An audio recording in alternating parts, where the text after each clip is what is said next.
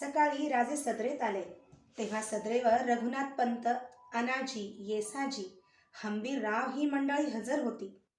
राजे आसनावर बसले. राजांनी रघुनाथ पंतांना विचारले, पंत, आपली सर्व सोय लागली ना? जी महाराज. काही अडचण? पंत क्षणभर विचारात पडले.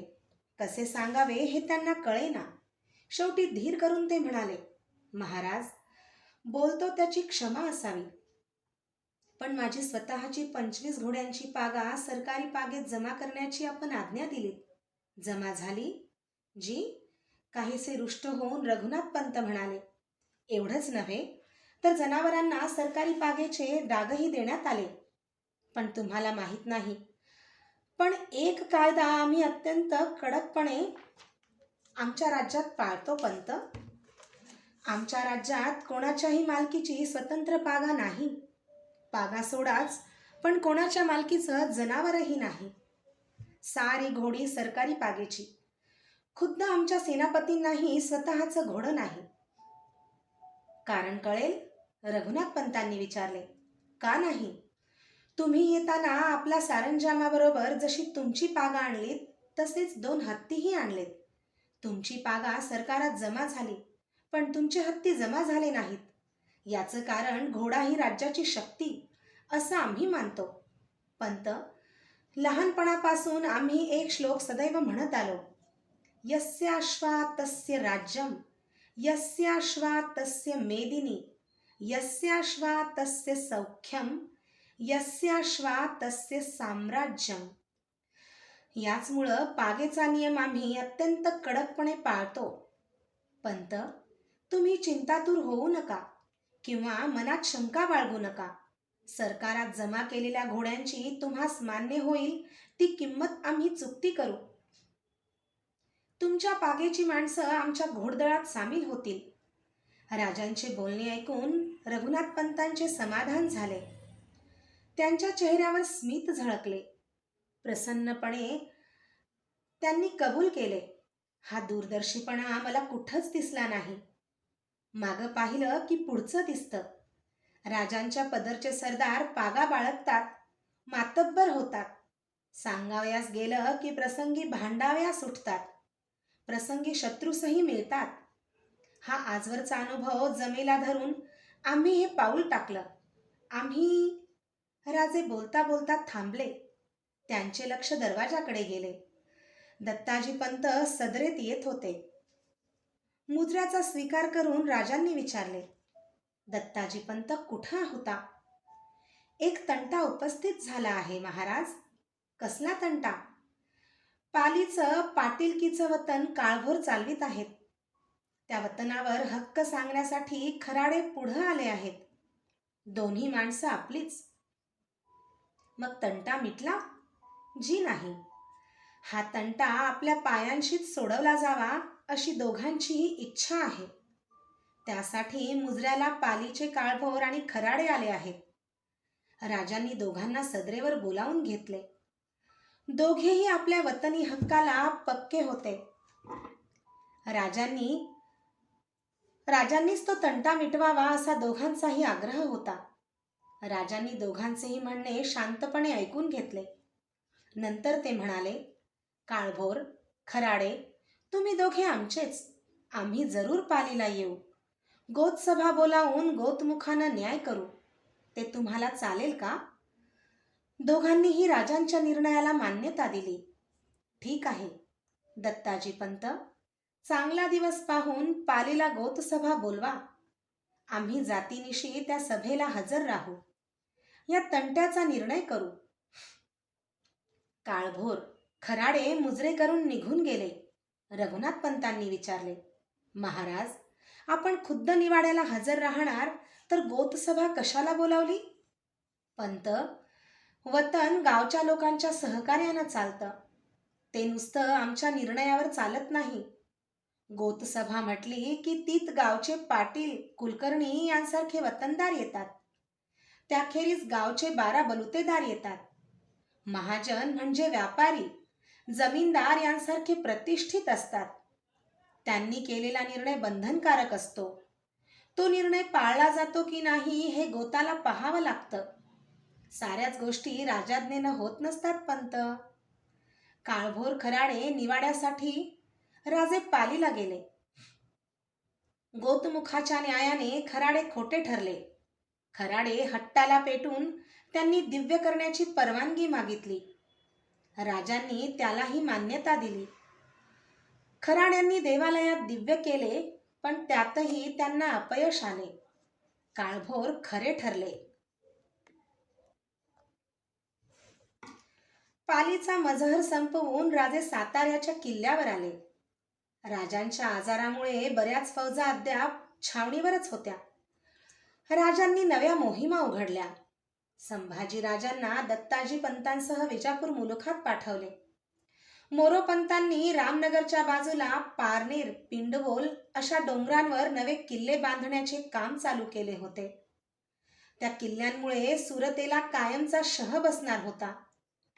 किल्ले पुरे झाल्याची बातमी कळताच राजांनी मोरोपंतांना रामनगर भागात पाठवले. राजांच्या कानांवर विजापूरच्या बातम्या येत होत्या. विजापूरचा नवा वजीर बेहलोल खान याचा पठाण पक्ष व जुना वजीर खवास खान याचा दक्षिण पक्ष यामध्ये जोरात लाथाळी सुरू झाली होती. राजे जागरूकतेने विजापूरच्या घटना पाहत होते. प्रसंगी हालचाल करण्यास सोपे जावे म्हणून राजांनी पन्हाळ्यास मुक्काम हलविला. सकाळच्या वेळी स्नान करून सोमेश्वर दर्शन घेऊन राजे वाड्यात चालत होते. संगती येसाजी, चिटणीस, हंबीरराव ही मंडळी होती. वाड्याच्या दरवाजाशी 2 संन्याशी भिक्षेकरिता उभे होते. राजांनी त्यांना वंदन केले. त्यांची विचारपूस करून राजांनी वाड्यात प्रवेश केला. राजांना समर्थांची आठवण झाली. त्यांनी चिटणीसांना विचारले, समर्थांचं काही क्षेम कळलं? सध्या समर्थ शिवथर घळीतच आहेत. परवाच दिवाकर गोसाव्यांचं पत्र आलं होतं. चाफळ देवस्थानची देणगी रवाना झाली ना? जी, पण काय? समर्थांनी निरोप पाठवला आहे. आणखीन काही हवं असेल तर आमच्या आज्ञेची वाट न पाहता तातडीनं सामग्री पाठवीत चला. समर्थांची आज्ञा ही आमचीच आज्ञा असं समजत चला. समर्थांनी काही मागितलं नाही. उलट त्यांनी या उपर द्रव्य अथवा धान्य न पाठवण्याविषयी लिहिलं आहे. राजे विचारात पडले. समर्थांनी असा निरोप का पाठवला? आपल्याकडून काही कसूर झाली का? राजांनी चिटणीसांना आज्ञा केली, चाफळहून दिवाकर गोसाव्यांना बोलावून घ्या. आम्हाला त्यांना भेटायचं आहे. दुसऱ्या दिवशी चाफळच्या दिशेने स्वार रवाना झाला. त्यानंतर 8 दिवसात दिवाकर गोसावी गडावर आल्याची बातमी राजांना आली. राजांनी वाड्याच्या दरवाजाशी जाऊन दिवाकर गोसाव्यांचे स्वागत केले. मोठ्या आदराने राजांनी दिवाकर गोसाव्यांना आपल्या महाली नेले. दिवाकर मृगाजिनावर बसले होते. राजांनी समर्थांचे क्षेमकुशल विचारले आणि नंतर समर्थांनी चाफळ देणगीबाबत असा निरोप का पाठवला याचे कारण पुसले. दिवाकर म्हणाले, राजे, समर्थांनी तो निरोप पाठवला म्हणून मनात कुशंका आणू नका. त्यांचे आपणावर उदंड प्रेम आहे. खरे पाहता श्रींची निस्पृह वृत्ती आहे. आपल्या भक्तिस्तव वैभव घेतात. ते ऐकून राजांचे मन उचंबळून आले. ते दिवाकरांना म्हणाले, समर्थ आमची काळजी घेतात, आमचे रक्षण करतात. आम्ही आजारी पडलो तर आमच्यासाठी मध्यरात्री प्रसाद पाठवतात. पण आम्ही मात्र त्यांच्यासाठी काहीच करीत नाही. काही करण्याची आमची पात्रताही नाही. आमच्या सत्तेला, आमच्या राज्याला काही अर्थ नाही. राजे, असे म्हणू नका. आम्ही समर्थांच्या सहवासात असतो. आपली आठवण झाली नाही असा दिवस जात नाही. तेही आमचे भाग्यच. दिवाकर, एक विनंती समर्थचरणी रुजू करा. आम्ही मोकळे असतो तर स्वतः येऊन सांगितलं असतं. समर्थांनी आता शिवथरघळीत राहावं असं वाटत नाही. आता या वयात ती हवा त्यांना सोसवत नाही. त्यांनी महिपतगड किंवा परळी इथं वास्तव्य करावं असं आम्हाला वाटतं. दिवाकर हसले. राजे, आमच्या देखील मनात तोच विचार येतो. आम्ही अनेक वेळा सांगितलं, पण त्यांनी ते मानलं नाही. स्वतःच्या प्रकृतीच्या कारणास्तव समर्थ मानतील असं वाटत नाही. राजे आनंदून म्हणाले, दिवाकर, आमची विनंती म्हणून समर्थांना सांगा. त्यांना सांगा, हा मुलूक आम्ही जिंकला, पण इथली मनं अद्याप आम्हाला पारखी आहेत. राज्य प्रस्थापनेचं उद्दिष्ट लोकांपर्यंत जायला हवं. समर्थ जर इकडे वास्तव्य करतील तर ते सहज शक्य होईल. समर्थांचं दर्शन घेणंही आम्हाला सोयीचं होईल. दिवाकर म्हणाले, राजे, समर्थांना ही विनंती मान्य करावी लागेल. आम्ही आजच महिपतगड आणि परळी येथील किल्लेदारांना हुकूम पाठवतो. समर्थांना जे स्थान आवडेल तिथं ते राहतील. दिवाकर गोसावी गेले आणि राजांचे अस्वस्थ मन शांत झाले. राजांनी नव्या हुरूपाने पन्हाळ्याच्या मजबूतीकडे लक्ष द्यायला सुरुवात केली. गडाचे तट, पहारे यांची देखरेख राजे स्वतः जातीने करीत होते. गडाचे गंगा, यमुना, सरस्वती, अंबारखाने भात, वरी, नागली वगैरे धान्यांनी भरले होते. राजे गडावर येऊन महिना झाला नाही, तोच राजांच्या कानांवर एक विजय वार्ता पडली. राजांच्या फौजेने आथणीची मातब्बर पेठ लुटली होती. तीत लक्षावधी होनांची लूट राजांना मिळाली. त्या लुटीतून इंग्रजही वाचले नाहीत. हजारो होन किमतीचे इंग्रजांचे कापड मराठ्यांनी लुटले. सातारच्या आजारात शिवाजी मेला या बातमीवर विश्वास ठेवणाऱ्या इंग्रजांना शिवाजीराजांच्या हयातीची चोख पावती मिळाली. राजे उन्हाळ्या अखेरपर्यंत पन्हाळ्यावरच मुक्काम ठेवून होते. पन्हाळ्याच्या हवेने राजांची प्रकृती पूर्ववत सुधारली. रामनगर भागात गेलेले मोरोपंत पिंडवोल पावना हा भाग काबीज करून बंदोबस्त करून लुटीसह रायगडला गेल्याची बातमी राजांना आली. विजापूर मुलुखात दत्ताजीपंत युवराजांच्यासह रायगडच्या वाटेला लागले होते. राजांनीही आपला तळ हलवण्याचे ठरवले. विजापूरच्या दरबारात चाललेल्या यादवीकडे जसे राजांचे लक्ष होते, तसेच मोगलांचेही. मोगल सरदार बहादूर खानाने या संधीचा फायदा घेण्याचे ठरवले. अंतर्गत यादवीने दुबळी बनलेले आदिलशाही काबीज करून औरंगजेबाला खुश करण्याचे ठरवले आणि सैन्य घेऊन तो विजापुरावर चालून गेला. बहादूर खान आपल्यावर चालून येतो आहे हे कळताच खवास खान पक्षाकडून झालेल्या पराभवाने आधीच असहाय्य बनलेल्या बहलोल खानाने राजांच्याकडे मदतीची याचना केली. दुहीमुळे एक दक्षिणी राज्य पराभूत होणार आणि उत्तरेची मोगलाई दक्षिणेत पाय रोवणार हे राजांच्या ध्यानी आले. त्यांनी आपली फौज तातडीने बहलोल खानाच्या मदतीला पाठवली. हलगी येथे राजांच्या मदतीने बहलोल खानाने बहादूर खानाचा पराभव केला. विजापूरचे एक गंडांतर टळले. युद्धाचा रंग अशा विलक्षण तऱ्हेने पालटलेला पाहून राजांना समाधान वाटले आणि निश्चिंत होऊन राजांनी रायगडी जाण्याचे ठरवले. पन्हाळा मुक्काम हलवण्यास सुरुवात झाली. नजरबाजांची, अश्वदळांची पथके पुढे सरली.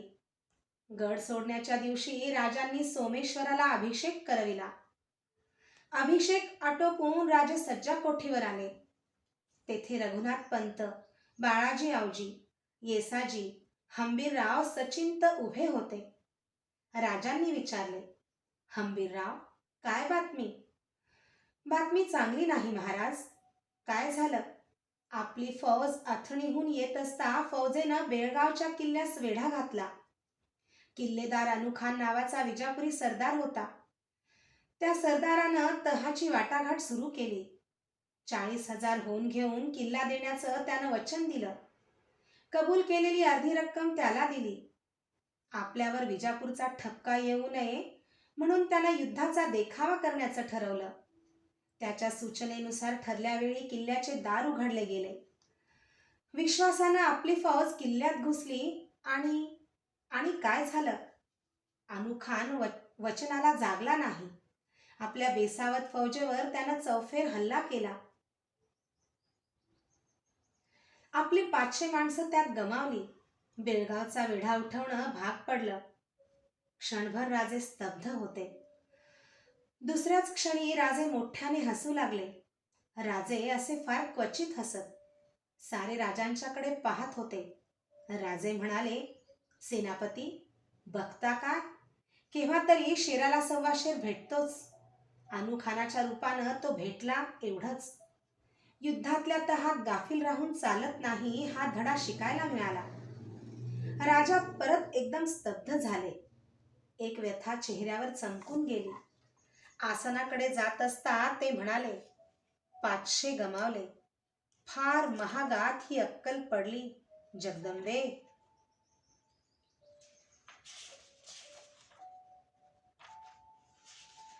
महादरवाजावरची नौबत झडली आणि राजे रायगडी आल्याचे साऱ्या गडाला समजले. राजांची पालखी होळी चौकात आली. राजे पायउतार झाले. मोरोपंत, अनाजी राजांच्या स्वागताला हजर होते. राजांची नजर सर्वांवरून फिरली, पण युवराज संभाजी अथवा राजाराम त्यांच्या नजरेत आले नाहीत. अनाजी, युवराज कोठे आहेत? गडावर आहेत ना? जी, आपल्या महाली असतील. राजांनी शिरकाईचे दर्शन घेतले आणि सर्वांसह बोलत ते नगारखान्यापाशी आले. नगारखान्यावर भगवा ध्वज फडफडत होता. राजांनी त्याला वंदन केले. नगारखान्याच्या भव्य कमानीत पाऊल ठेवताच नगारखान्याची नौबत निनादली. राजांच्या बरोबर रघुनाथ पंत चालत होते. गडाचे वैभव पाहून ते थक्क झाले. सर्व मंडळींना सदरेवर सोडून राजे आपल्या महाली आले. राजांच्या महालात धूपाचा वास दरवळत होता. राजे महालात आले तेव्हा पुतळाबाई महालात वाट पाहत होत्या. राजांनी आपला टोप पुतळाबाईंच्या हाती दिला. राजांनी दुशेला तलवार उतरली, तीही पुतळाबाईंच्या हाती दिली. राजे बैठकीवर बसले. तब्येत कशी आहे? छान आहे. दैवयोगानं आम्ही बचावलो. शंभूबाळांनी सांगितलं तेव्हा कळलं. का? त्याआधी आमचं कुशल आम्ही गडावर कळवलं होतं. तुम्हाला सांगितलं नाही? पुतळाबाईंनी नकारार्थी मान हलवली. राजांनी विचारले, आणि थोरल्या राणीसाहेब कुठं आहेत? महाली असतील. आणि राजाराम? तेही तिथंच असतील. युवराज? ते आपल्या महाली असावेत. असावेत? राजांच्याकडे पाहण्याचा धीर पुतळाबाईंना झाला नाही. राजांनी परत विचारले, थोरल्या राणीसाहेबांची प्रकृती ठीक आहे ना? असावी, पण मला माहीत नाही. पुतळा?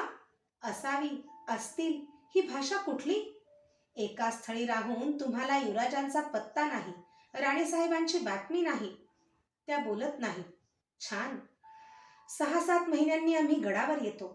आमच्या सामोरे युवराज नाहीत. साऱ्यांचा बहिष्कार दिसतो.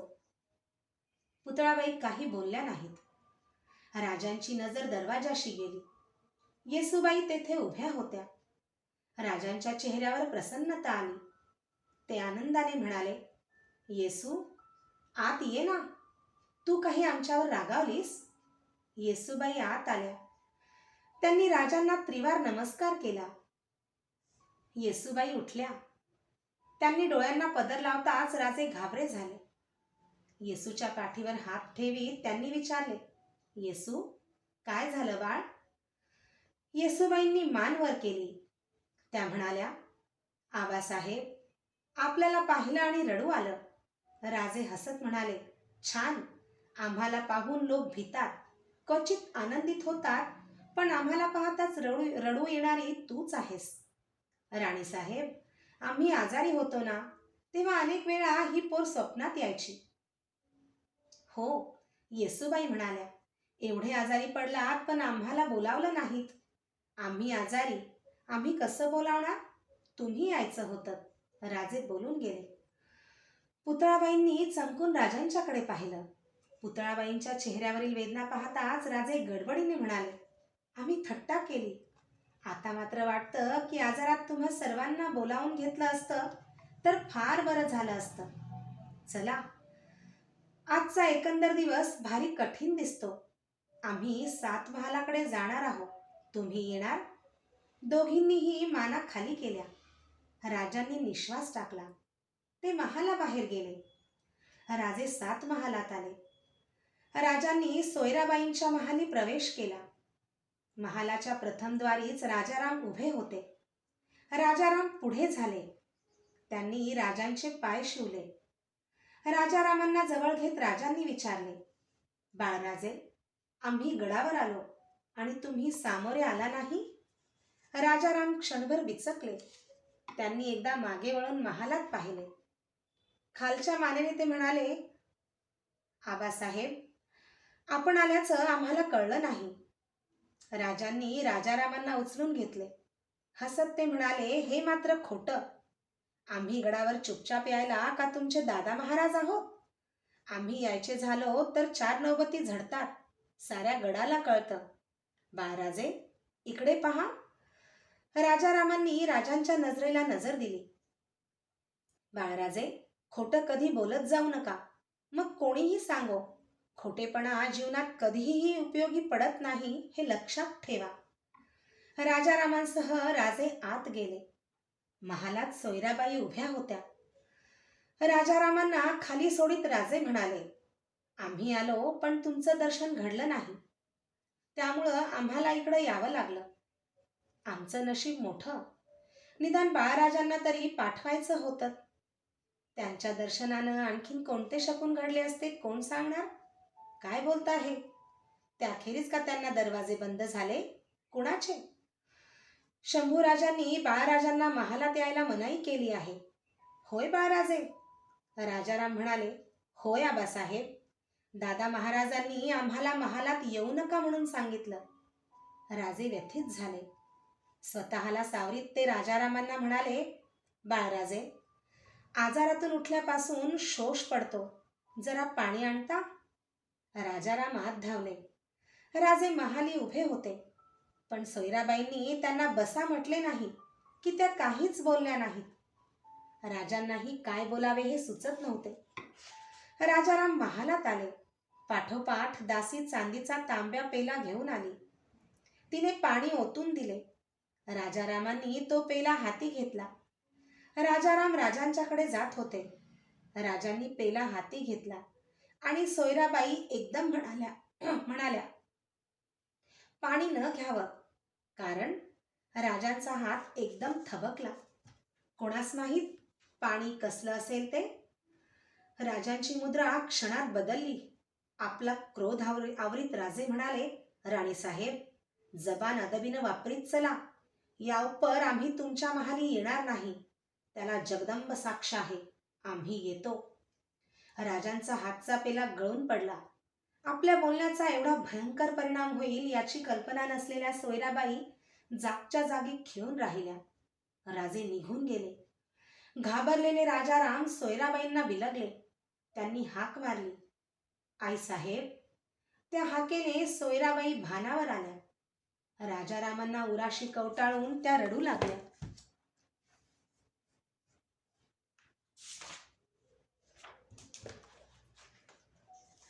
राजे महाली आले तेव्हा संभाजी राजे महालात उभे होते. त्यांनी पुढे होऊन राजांचे पाय शिवले. राजांनी विचारले, युवराज कुठं होता? महाली. आम्ही आल्याची खबर मिळाली नाही जी. मग सर्व भेटल्यावर यावं म्हणून असं? मोहीम कशी झाली? चांगली झाली. मिळालेल्या लुटीचा जमा झालेली नाही, लुटीची जमा झालेली आहे. मिळालेल्या लुटीची जमा झालेली आहे. ते आम्ही विचारलं नाही. सदरेवर जाता की नाही? जी, अलीकडे गेलो नाही, कारण तिथं कोणी आम्हाला विचारत नाही. आमचं मन तिथं रमत नाही. युवराज, मन रमवण्यासाठी राज्यकारभार करायचा नसतो. एवढ्या कष्टानं जे राज्य उभं केलं ते मन रमवण्यासाठी नव्हे. राजारामांना तुम्ही महाली येण्याची बंदी घातली. संभाजीराजांनी राजांच्याकडे पाहिलं.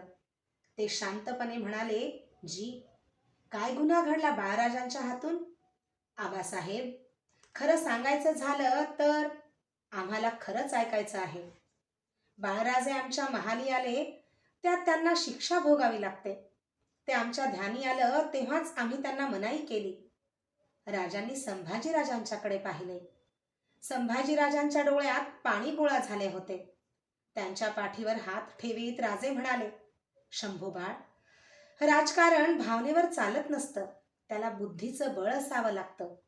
चला, सदरेत सारी खोळंबली असतील. संभाजीराजांच्या सह राजे सदरेत आले. हवेत खूप उष्मा होता. सदरेवर अनाजी, मोरोपंत, निराजी, हंबीरराव, आनंदराव, रघुनाथपंत हजर होते. राजांनी अनाजींना क्षेमकुशल विचारले. रामनगरच्या विजयाबद्दल मोरोपंतांचे कौतुक केले. बघता बघता राजे पूर्ववत मोकळेपणी बोलू लागले. मोरोपंत, पावसाळा संपल्यानंतर आमचे खूप बेत आहेत. ते पार पाडायचे झाले तर त्याआधी इथली व्यवस्था पुरी व्हायला हवी. भागानगर मार्फत आम्ही विजापूरकरांशी सलोखा करण्याचा प्रयत्न करीत आहोत. मोगलांशी तसाच तह करण्याची आमची इच्छा आहे. तह करण्याचं कारण काय? अनाजींनी विचारले. आम्ही सांगितलं ना, पावसाळ्यानंतर काही काल आमच्या राज्यात स्वस्थता हवी आहे. निराजीपंत, तुम्ही मोगलांच्या बहादूर खानाकडे जा. विजापूरला आम्ही मदत केल्यामुळं तो थोडा संतापला असेल, पण तो लाचखाऊ आहे. पैशानं त्याला वश करा. खंडणी आणि मोगलाईची चाकरी मान्य करा. औरंगजेब काबूल कंदाहारच्या बंडाव्यात गुंतला आहे. तो येऊन आमचा तह मान्य करीपर्यंत पुष्कळ वेळ मिळेल. मोरोपंत, उरलेलं काम तुम्ही पार पाडा. आमचा तिसरा शत्रू सिद्धी तो मात्र स्वस्थ बसत नाही. आम्ही आजारी असता त्यानं आमच्या मुलुखाला त्रास दिला.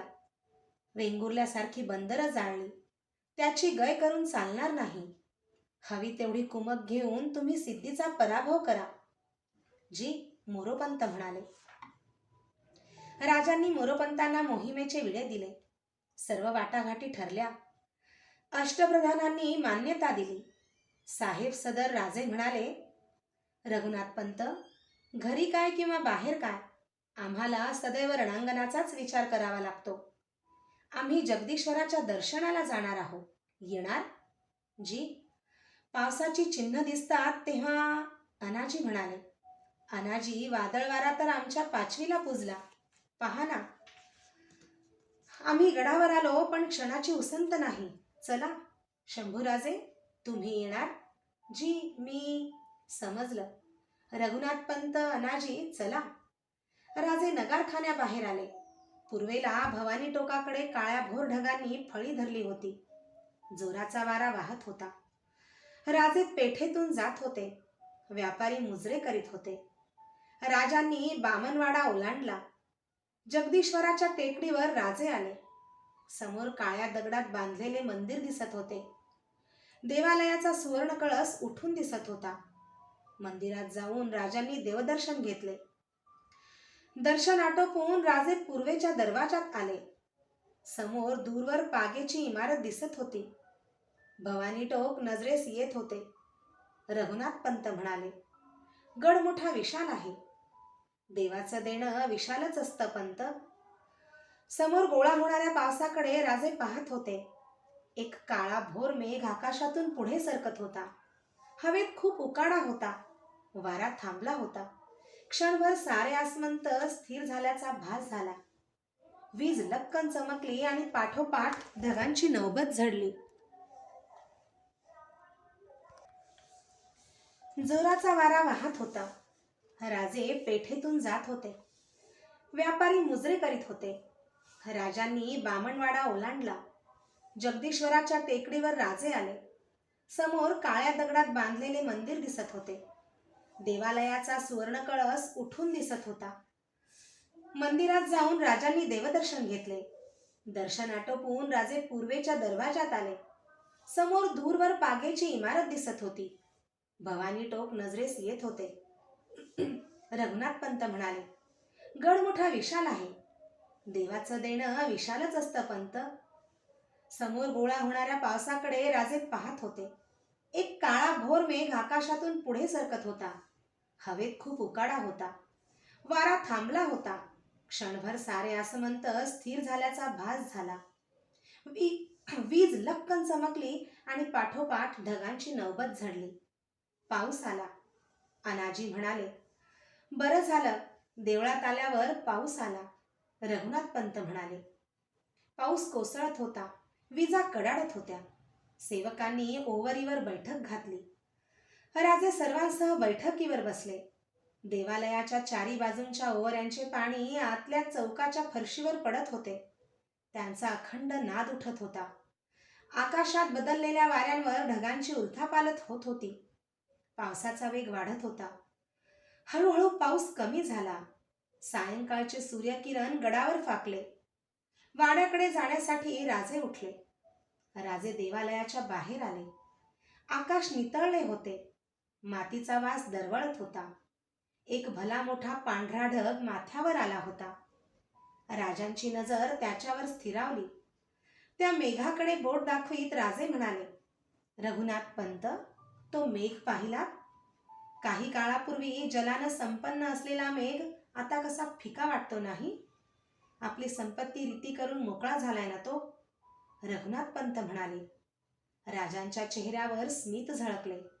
ते म्हणाले, खरंच, वाऱ्यावर फिरणारा, आकाशातून मुक्तपणे भ्रमण करणारा हा बैरागी मेघ, तपश्चर्येनं त्याचं जीवन कसं समृद्ध बनलेलं. पण त्या बैरागी मेघाला देखील पृथ्वीचं व्याकुळ तृषार्त रूप मोहवितं आणि पाहता पाहता आपलं सर्वस्व पृथ्वीला अर्पण करून तो मोकळा होतो. दानानं जीवन समृद्ध होतं असं म्हणतात. पण हे दान एवढं विलक्षण की दानानं निष्प्रभ झालेल्या मेघाहाती वाऱ्यावर विरून जाण्याखेरीज काहीच उरत नाही. रात्री राजे आपला नित्याचा फलाहार आटोपून झोपण्याकरिता महाली आले. समया तेवत होत्या. महालाच्या दाराशी पावले अडखळली. महालात सोयराबाई उभ्या होत्या. राजांना पाहताच त्यांनी डोळ्यांना पदर लावला. राजे संथपणे जवळ गेले. राणीसाहेब, काय झालं? सोयराबाईंनी नजर वर केली. त्या म्हणाल्या, चुकून बोलून गेले तर? असं बोललं जातं ते चुकूनच. संयम राहिला नाही म्हणून काही घाव बसायचा टळत नाही. चुकलं म्हणते ना, क्षमा मागायची गरज नाही. आमच्या मनात काही नाही. खरं, आम्ही खोटं बोलत नसतो. मग महाली ते अशक्य. पण त्यानं काही बिघडलं नाही. तुम्ही आमच्या महाली येताच ना? माझ्या मनाला, राणीसाहेब, आम्ही आज फार थकलो. म्हणावं तसं आम्हाला अजून बरं वाटत नाही. आम्ही झोपतो. राजे पलंगाजवळ गेले. पलंगाजवळ हात जोडून चिंतनात मग्न झालेली मूर्ती सोयराबाईंनी काही क्षण न्याहाळली आणि हलक्या पावलांनी त्या महालाबाहेर पडल्या. समया शांत करण्यासाठी महादेव जेव्हा महाली आला तेव्हा राजांना निद्रा लागली होती.